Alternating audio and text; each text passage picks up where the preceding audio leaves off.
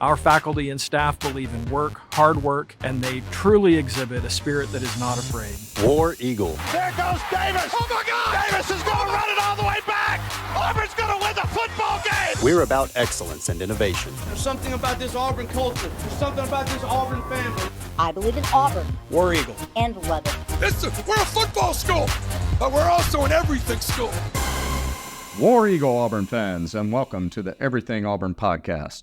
I'm your host, Auburn Communications Director Preston Sparks, and this is the place for learning all about the amazing people, places, traditions, and hard work that sets Auburn apart from the rest. Seinfeld was a show about nothing, but this is a podcast about everything Auburn. With this segment, we're going to take a look at all things sleep. We have with us Dr. Mona El-Sheikh, the Leonard Peterson Co. Incorporated professor in Auburn University's College of Human Sciences. Dr. El-Sheikh is a world-renowned sleep expert, and her research concerns child and adolescent functioning in family and socio-ecological context and health disparities associated with poverty and race/ethnicity.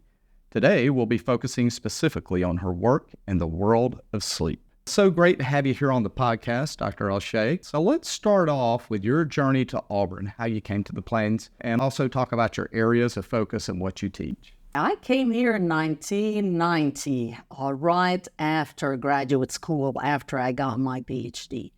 So I have spent my whole entire career here, 34 years and going.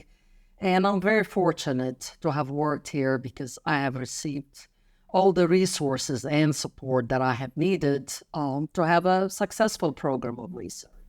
I study children's development and adolescent development, their mental health, physical health functioning, in the context of both family risk, like marital conflict, and larger socio-ecological contexts like poverty.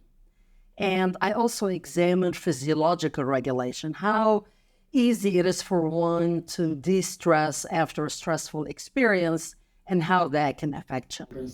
I used to teach many undergraduate classes on child development and child psychology, but now my emphasis has been on training advanced graduate students and postdocs who come from all over to work in my research. So as I'm getting closer and closer to hopefully not the end of my career yet, the focus has shifted a bit. So in the way of sleep, tell us specifically about some of the research you've overseen. I know a good bit of your work involves child and adolescent aspect, right? Yes. So my projects have been going on for almost 20 years. So I do start with children around 6 or 7, and I've also done a little younger in some projects, and we followed them over many years that now they're 20 to 23. So a big focus has been on examining the trajectories, changes, continuity in development. This work has been funded by the National Institutes of Health, and I'm very fortunate for their support. And within the broader context of my transdisciplinary work, some projects have focused more on marital conflict, on its effects on children, and others on sleep and how that affects children. Now, when it comes to sleep for children and adults, are there some best practices, like any pointers, tips you give us, basically to get a good night's rest? I'm glad you mentioned that and brought in the adult section, which I didn't comment on earlier, because when we study children, we also study their parents. So both mothers and fathers' sleep is also examined in my research program. And what we tend to tell children, the parents, adolescents especially, is that try to have a consistent sleep schedule. Most people are familiar with, try to get 8 or 9 hours of sleep, which, by the way, is much longer for younger children. Children from very early on spend maybe like infants, 18 hours of their lives asleep, and that decreases over time. But a message we like to say is adolescents need as much sleep as children. So they need like 8 to 9 hours. So in addition to ensuring that they have sufficient sleep, going to bed around the same time, within 1 hour. So for example, go to bed at 10 o'clock every night for adolescents and waking up at the same time really can predict better outcomes than even just the duration. Also, try to get good quality sleep by controlling your sleep environment. And if possible, try to keep the room cool. Try to not have distractions like the television or the iPad. I know it's very difficult not being on the iPhone and social media late, but attempts to control that can also help sleep. For younger children, sleep routines like taking a bath, reading a story, having that every night is also very useful. So keep an eye on all those facets of sleep, and they should help. I'm definitely guilty of the iPhone and the TV thing, so that's a great tip for me. So this is good to hear. So when it comes to sleep, let's talk about how crucial that is to our well-being.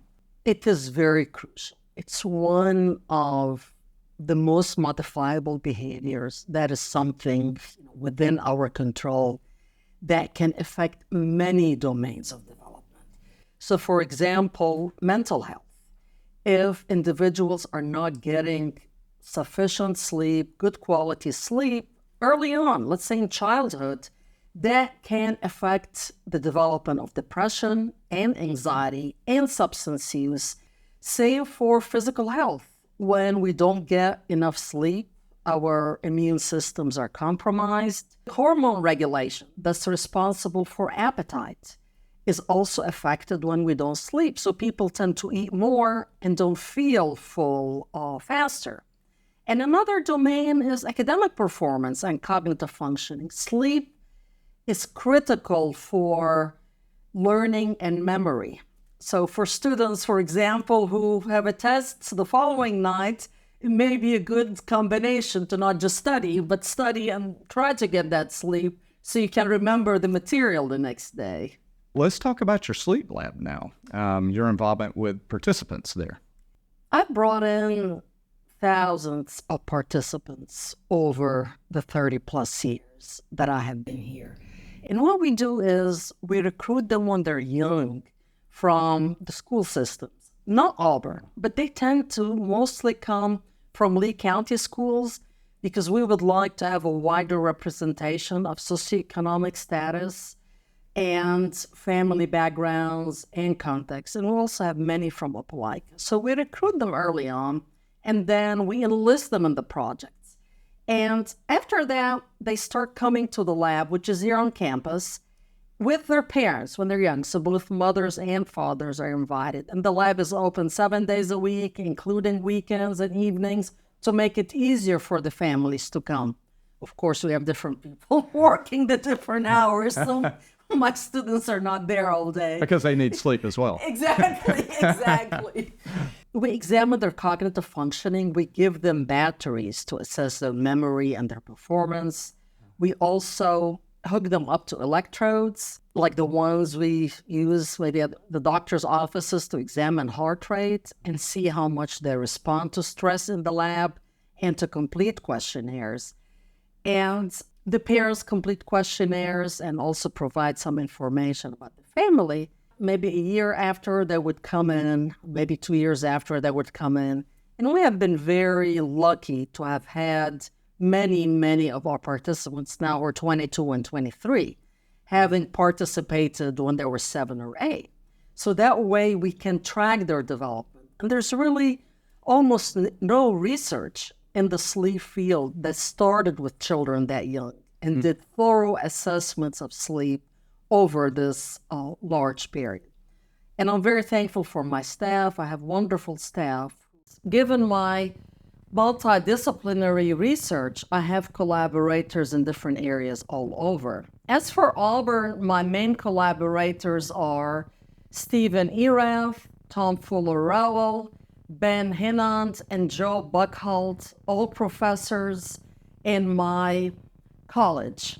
And I also would like to thank Bridget Wingo. She's been my lab manager for almost 20 years, and all her work bringing in the families to the lab.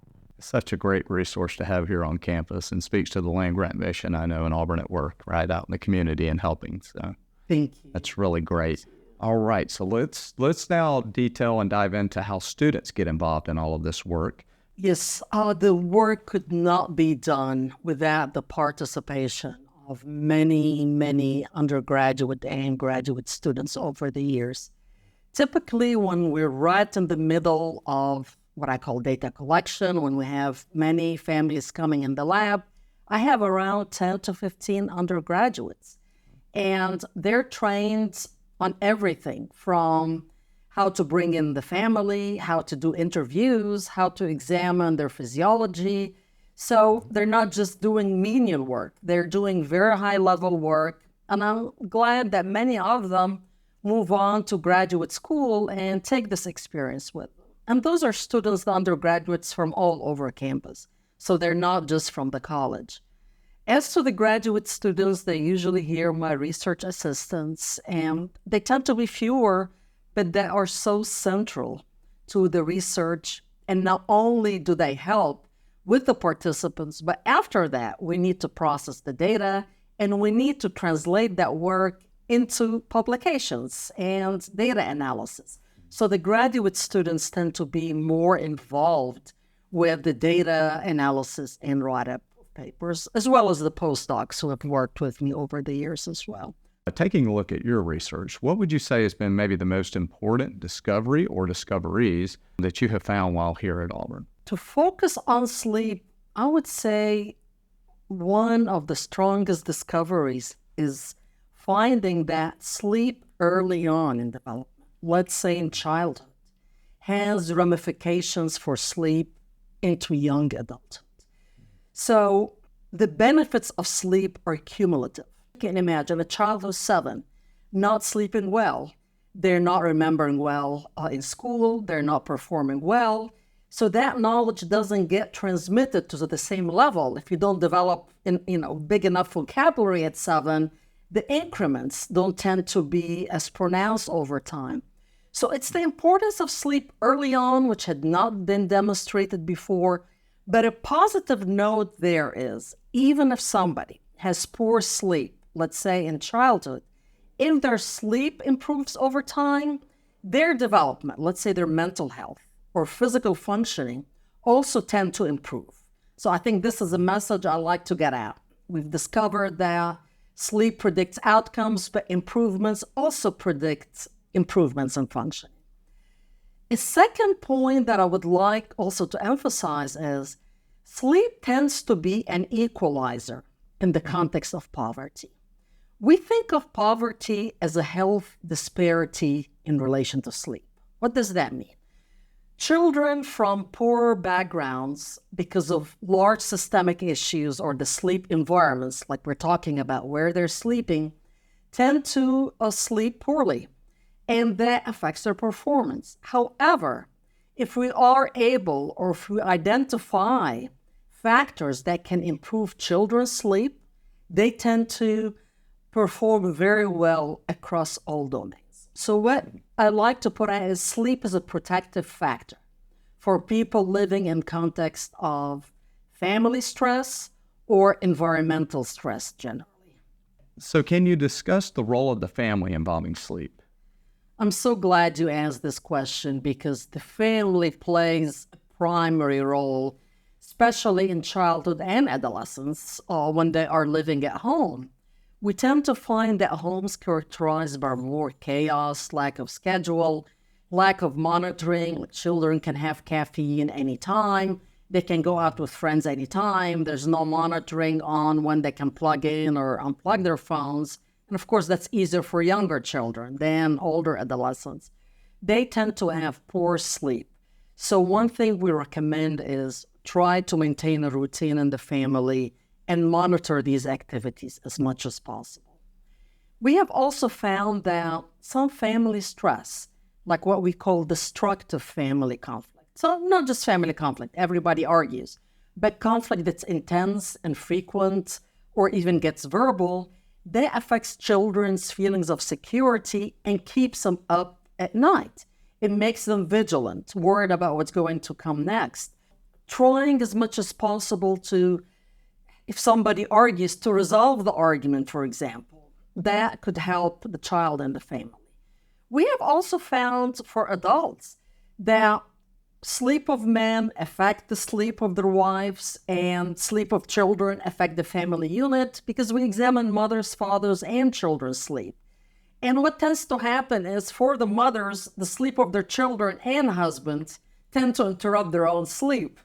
But for fathers, it's only the mothers, and for children, it's only the mothers. So in some ways, the mothers are affected because children tend to go to them when they cannot sleep. But for the couple, they tend to argue more when they have not slept well. And in turn, if they argue more, they don't sleep well. So there's a cycle there that one needs to keep an eye about what family stressors interfere with sleep and other activities that may actually improve sleep. And those can be different for different families. Yeah, that definitely speaks to the importance of it, right? Yes. And how that factors into our lives. Wow. Well, is there anything else you'd like to add for our listeners? I know it's very difficult when we talk about sleep, not all of us are able to have sufficient sleep or good quality sleep. And we have early classes, people go to work. Sometimes, we like, as parents, this last hour at night after the children went to sleep to stay up. So even though all these are things that affect sleep, it's okay to not have the perfect sleep, but try one's best to have the consistency and schedule and the duration as much as possible. So it's okay not to do it all, but, try your best. Well, thanks so much again, Dr. El-Sheikh, for joining the podcast and enlightening us on all things sleep. We really appreciate it and hope everyone listening learned a few new things and grew their knowledge of everything Auburn. Make sure to check back on our show for future episodes as we continue to look at everything that makes Auburn so special. War Eagle! War Eagle!